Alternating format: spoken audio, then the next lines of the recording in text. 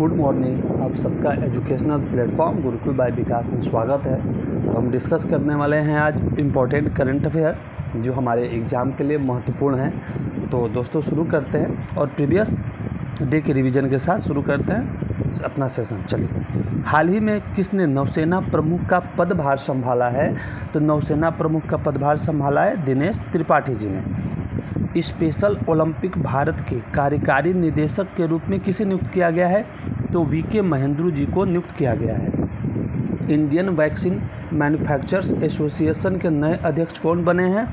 तो कृष्णा एला इसके नए अध्यक्ष बने हैं। किस राज्य की ब्लॉक प्रिंट कला अजरक को जीआई टैग मिला है? तो गुजरात की ब्लॉक प्रिंट कला अजरक को जीआई टैग प्रदान किया गया है। आवासन और शहरी मामलों के मंत्रालय के निदेशक कौन बने हैं? तो सुनील कुमार यादव। और एक बुक है द विनर्स माइंडसेट, ये पुस्तक किसके द्वारा लिखी गई है? ये पुस्तक जो है वो शेन वाटसन के द्वारा लिखी गई है। ओके, तो दोस्तों शुरू करते हैं सेशन को।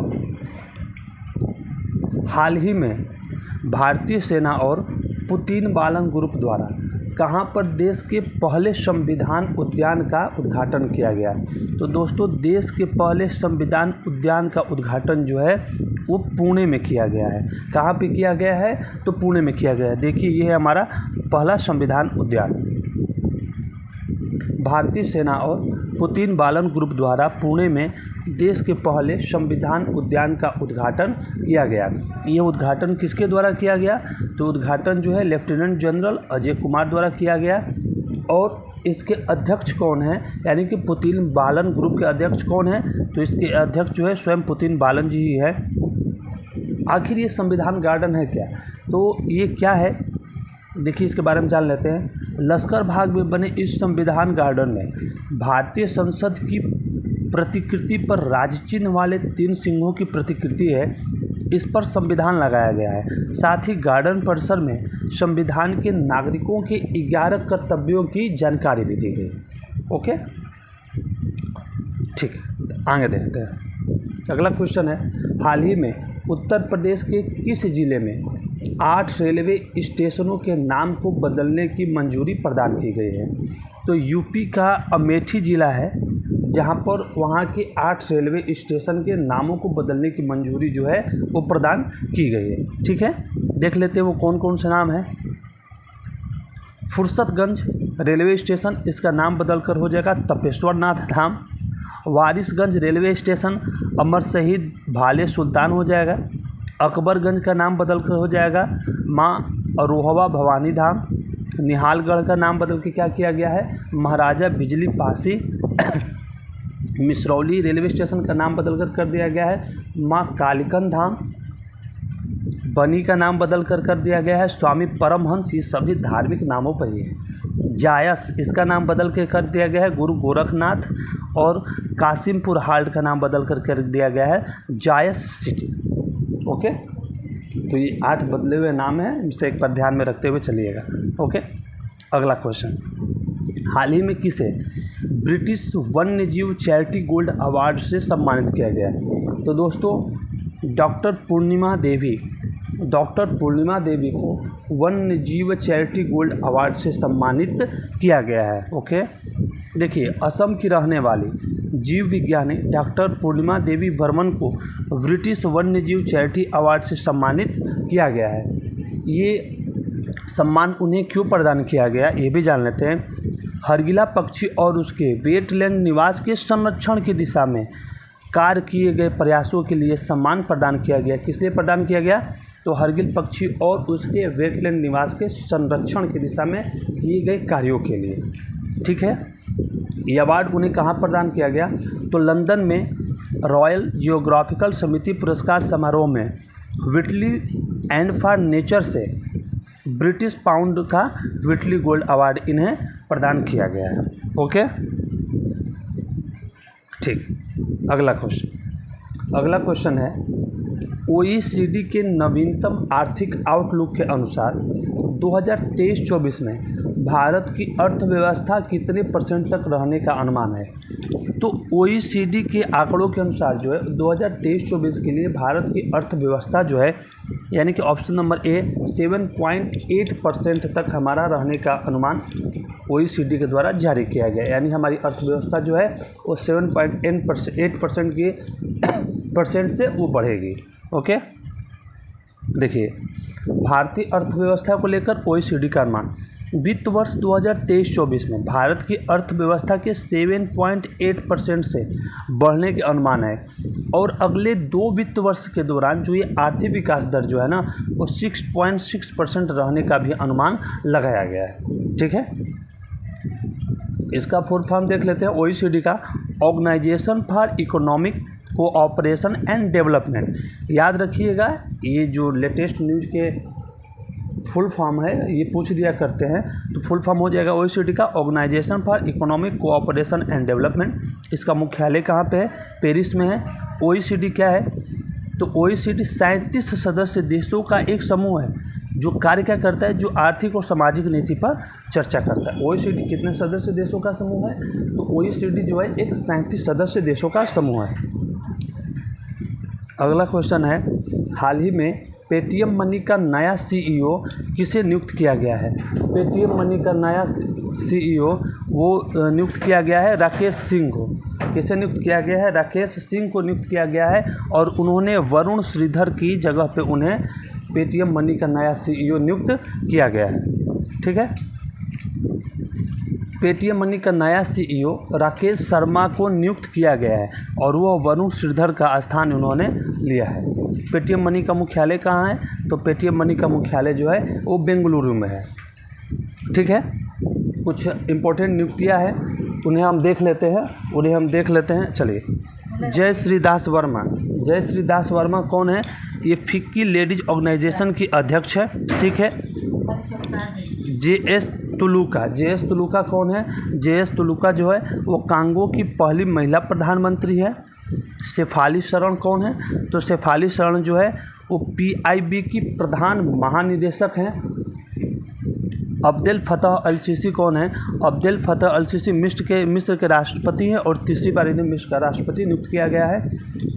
राकेश मोहन विश्व बैंक की इकोनॉमिक एडवाइजरी पैनल में इन्हें शामिल किया गया है। बिल्किस मीर कौन है? ये पेरिस ओलंपिक में वाटर स्पोर्ट मंडल के जज के रूप में इन्हें नियुक्त किया गया था। बिल्किस मीर ये पेरिस ओलंपिक में जो वाटर वाले खेल हों उनमें ये जज रोल निभाएंगे।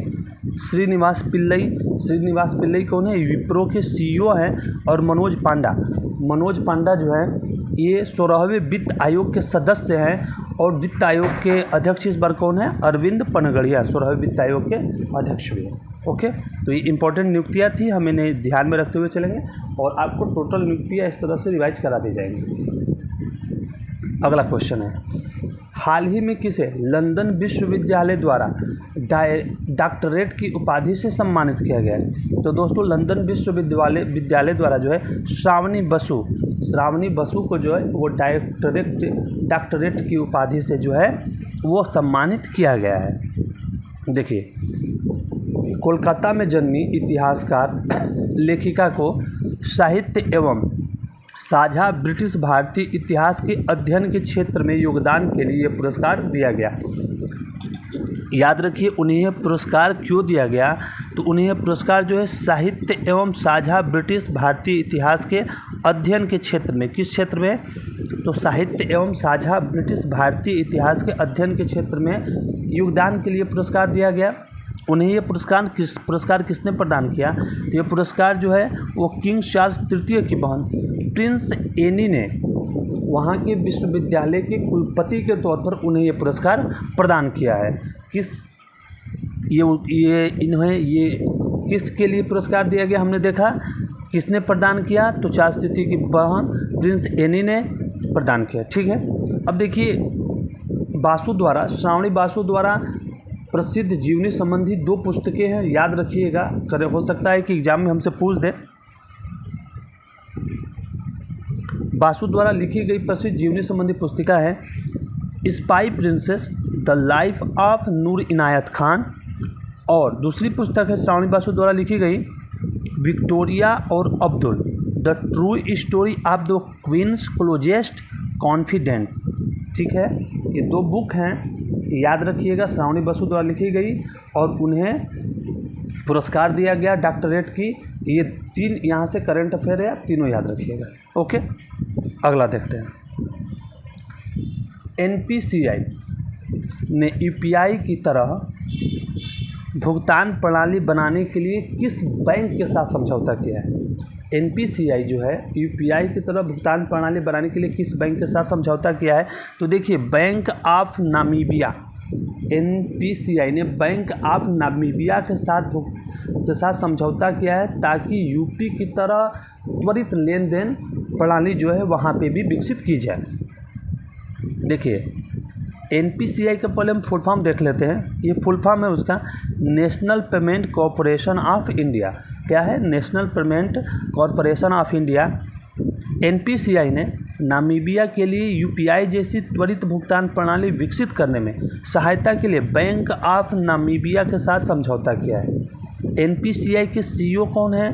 तो NPCI यानी national payment corporation of India के CEO है रितेश शुक्ला। और जहाँ पे ये बैंक जो है NPCI ने समझौता किया है नामीबिया में, वहाँ के गवर्नर कौन है? तो बैंक ऑफ नामीबिया के गवर्नर है जोहान्स ग्वाक्सेव। कौन है? जोहान्स ग्वाक्सेव जो वहाँ के गवर्नर है। ओके, अगला क्वेश्चन देखते हैं।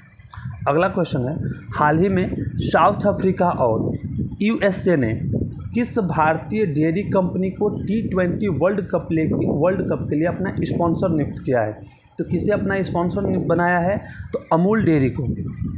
अमूल डेयरी यानी कि option number A, south Africa और USA ने भारतीय डेयरी कंपनी अमूल को T20 वर्ल्ड कप के लिए अपना स्पॉन्सर बनाया। देखिए, अमूल डेयरी को अपना स्पॉन्सर बनाया है। अमूल डेयरी सब जानते हैं कि नंबर 1 ब्रांड है इंडिया का। अमूल डेयरी ने हाल ही में भारत से बाहर अपनी मिल्क सप्लाई लॉन्च की, यानी कि अब तक वो भारत में लॉन्च करती थी, अब भारत के बाहर भी उसने अपनी सप्लाई को लॉन्च किया है। और अमूल अमेरिका की 100 सालों से भी पुरानी company Michigan milk producers association के साथ पार्टनरशिप की है। यानी कि जो ये अमूल दूध है हमारा, इंडिया में तो इसका निर्यात था ही, अब ये भारत से बाहर भी इसके दूध को निर्यात किया जाएगा। ओके, अगला क्वेश्चन है, हाल ही में किसे तिहाड़ जेल का नया DG नियुक्त किया गया है? तो दोस्तों, तिहाड़ जेल का नया DG जो है वह सतीश गोलचा को नियुक्त किया गया है। ये है सतीश गोलचा और ये संजय बेनीवाल की जगह पे इन्हें नियुक्त किया गया है। ठीक है, दिनेश त्रिपाठी जी कौन है? तो ये जो है नौसेना प्रमुख हैं, दिनेश त्रिपाठी जी हमारे। और सदानंद वसंत दाते कौन है? तो ये CDS के chief of defence staff CDS के प्रमुख हैं। ठीक है, देखिए, सतीश गोलचा को तिहाड़ जेल का नया DG नियुक्त किया गया है, जो संजय बेनीवाल की जगह पर नियुक्ति हुए। ठीक है, कुछ इंपॉर्टेंट नियुक्तियां हैं, एक नज़र में आइए, उन्हें रिपीट कर लेते हैं। राष्ट्रीय जांच एजेंसी के महानिदेशक कौन है? सदानंद वसंत दाते। सॉरी, यहाँ पे मैंने क्या बता दिया ये दोस्तों, सॉरी। ये NIA प्रमुख है, सदानंद वसंत दाते जो है NIA प्रमुख हैं, राष्ट्रीय जांच एजेंसी के NIA के ये प्रमुख हैं सदानंद वसंत दाते। NDRF के महानिदेशक कौन है? तो ये पीयूष आनंद है। पुलिस अनुसंधान व विकास ब्यूरो के महानिदेशक हैं राजीव शर्मा। BSF की पहली महिला स्नाइपर कौन है? सुमन कुमारी। संसद सुरक्षा प्रमुख कौन है? अनुराग अग्रवाल। NSG का महानिदेशक कौन है? दलजीत सिंह चौधरी। CISF की पहली महिला प्रमुख है नीना सिंह। ITBP का नया महानिदेशक राहुल रसगोत्रा। और महाराष्ट्र की पहली महिला पुलिस महानिदेशक यानी DGP है रश्मि शुक्ला जी। ओके, ठीक। हाल ही में किसे नौसेना का उप प्रमुख नियुक्त किया गया है? देखिए, अभी हमने बताया आपको दिनेश त्रिपाठी, ये नौसेना के प्रमुख हैं। ये कौन है? नौसेना प्रमुख हैं। और नौसेना का उप प्रमुख किसे नियुक्त किया है? तो कृष्णा स्वामीनाथन। यहाँ पे समझिए, देखिए, दिनेश त्रिपाठी फिर यहाँ पे है, ऑप्शन से हमें याद ही हो जाएगा। दिनेश त्रिपाठी जो है वो नौसेना प्रमुख है। ये पहले नौसेना उप प्रमुख थे, तो इन्हें नौसेना प्रमुख बना दिया गया। और कृष्णा स्वामीनाथन को नौसेना का उप प्रमुख बना दिया गया। ठीक है, और यहाँ पे विवेक राम चौधरी जी कौन है? तो विवेक राम चौधरी जो है वो वायुसेना प्रमुख है आपके। ओके, तो नौसेना का उप प्रमुख देखिए यहाँ पे ऑप्शन नंबर ए हमारा सही है। कृष्णा स्वामीनाथन जो है वो नौसेना के प्रमुख है। ठीक, अप्रैल 2024 में जीएसटी संग्रह पहली बार कितने करोड़ रुपए के साथ रिकॉर्ड बनाया है? यानी कि पहली बार जीएसटी संग्रह 2024 अप्रैल में जो है ऑप्शन नंबर ए के तहत 2.10 लाख करोड़ रुपए का संग्रह हुआ है जीएसटी। कितने लाख का? 2024 में जीएसटी संग्रह जो है अप्रैल मंथ का 2.10 लाख करोड़, जो अब तक का सबसे ज़्यादा है। ठीक है, देखिए अप्रैल 2024 में पहली बार हुआ जब जीएसटी संग्रह 2.10 लाख करोड़ रुपए तक के रिकॉर्ड को दर्ज किया। इससे पहले अप्रैल 2023 में 1.87 लाख करोड़ रुपए का सर्वाधिक जीएसटी राजस्व प्राप्त हुआ। यानी कि 2023 से 2024 में सालाना 12.4% का इजाफा देखने को मिला है जीएसटी संग्रह में। अच्छी बात है, लोग जीएसटी दे रहे हैं, देश का विकास होगा इससे। ये 6 माह के आंकड़े हैं जिसमें जीएसटी आई है। देखिए अक्टूबर में 1.7 लाख करोड़ है, नवंबर में है 1.67 लाख करोड़, दिसंबर में 1.464 लाख करोड़, जनवरी 2024 में 1.74 लाख करोड़, फरवरी में 1.68, मार्च में 1.78 और अप्रैल में हो गया है एक ही बार 2.10। ओके, ठीक है, ठीक है, इसके एक नज़र में देख लीजिएगा। आगे बढ़ते हैं। इतना ही है। तो दोस्तों आज के लिए जो भी मोस्ट इम्पोर्टेंट करंट अफेयर हो सकते थे उन सबको हमने कवर किया है। और देखिए ये जो करंट अफेयर है आज वाला, ये 3 मई और 4 मई दोनों को एक साथ कंबाइन करके बनाया गया है, क्योंकि कल मैं था नहीं तो कल नहीं बना पाया, इसलिए इसे रात को 2 और 3 और 4 दोनों का एक साथ आज आपके सामने दिया है। तो दोस्तों ठीक है, अगर आपको हमारा ये सेशन पसंद आया हो तो प्लीज़ आप इसे लाइक करें, शेयर करें और हमारे यूट्यूब चैनल गुरुकुल बाय विकास को सब्सक्राइब कर लें। देखिए हमारा टेलीग्राम ग्रुप है, टेलीग्राम चैनल से जुड़ जाइए ताकि इसके जो PDF है वो आप तक पहुंचा दिए जाएंगे। थैंक यू, मिलते हैं अगले सेशन में, तब तक के लिए आप सबका बहुत बहुत धन्यवाद।